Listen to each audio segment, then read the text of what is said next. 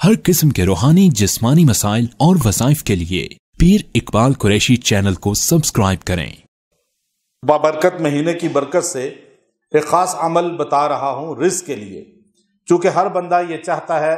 مجھے دو چیزیں ملے، ایک رزق، دوسرا ترقی۔ کسی بھی کام میں آپ ہیں، آپ کو عروج ملے، ترقی ملے۔ اب یہ دو نعمتیں آپ کو اس چھوٹے سے عمل سے ملیں گی اگر آپ ان خاص دنوں میں، یہ جو رمضان المبارک کا مہینہ ہے، اس میں آپ کو جتنے دن ملتے ہیں آپ اس کو شروع کر دیں آج سے پڑھنا، اور آپ دعا کرنی شروع کر دیں، اور پھر جب بھی آپ کو سال میں اچھے دن ملے آپ اس عمل کو کریں۔ انشاءاللہ اللہ تبارک و تعالی اس کی برکت سے آپ کے رزق میں وسعت فرمائے گا، آپ کے مال میں ترقی فرمائے گا، اور اگر آپ کوئی ترقی چاہتے ہیں کوئی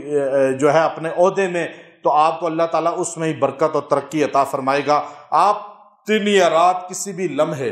یکسوئی کے ساتھ بیٹھ کر سورہ فتح کی پہلی آیت، سورہ فتح اس کی پہلی آیت اِنَّا فَتَحْنَا لَكَ فَتْحًا مُبِينًا، اس کو 111 بار پڑھ کے دعا کریں،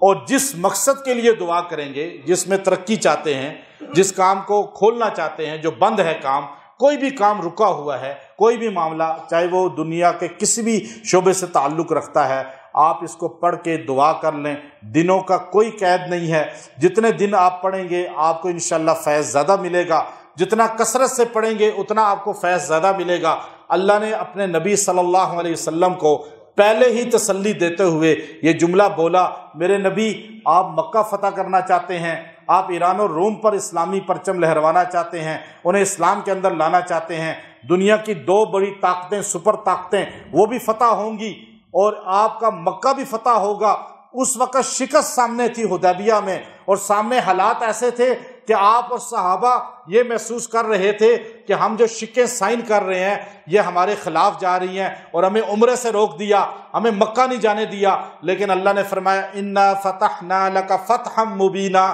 میرے پیغمبر یہ فتح آپ کا مقدر ہے، اور اللہ نے ایسی فتوحات عطا فرمائی۔ اگلے سال مکہ بھی فتح ہو گیا، اور ایران بھی بعد میں فتح ہو گیا، روم بھی فتح ہو گیا۔ جو انسان اگر ڈاؤن ہو چکا ہے وہ اپنی بلندی کے لیے اس کو پڑھے، اللہ کے حضور دعا کرے، انشاءاللہ العزیز اللہ تبارک و تعالیٰ اس کو اسی طرح فتح عطا فرمائے گا جیسے حدیبیہ میں صحابہ اکرام کو اللہ نے بعد میں فتوحات عطا فرمائی، فتح نہیں فتوحات اللہ نے عطا فرمائی۔ اور جو صحابہ کی غلامی کرتا ہے اللہ اس کو بھی فتوحات عطا فرماتا ہے، اور صحابہ کی محبت کو سامنے رکھ کر، حدیبیہ کو سامنے رکھ کر اس کو آپ نے پڑھنا ہے، انشاءاللہ اس کا فیض ملے گا۔ وآخر دعوانا ان الحمد للہ رب العالمین۔